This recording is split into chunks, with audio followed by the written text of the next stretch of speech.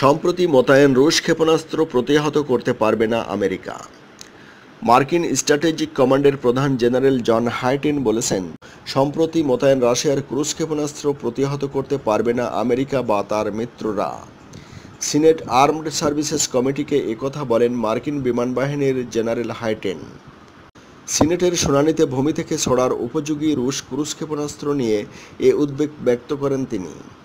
রুশ ভোলগোগ্রাদ অঞ্চলসহ অজ্ঞাত আরেকটি অঞ্চলে এই ক্ষেপণাস্ত্র মোতায়েন করেছে মস্কো। এর বিরুদ্ধে কী ব্যবস্থা নেওয়া যায় তা নিয়ে যুক্তরাষ্ট্র চিন্তাভাবনা করছে বলেও জানান তিনি।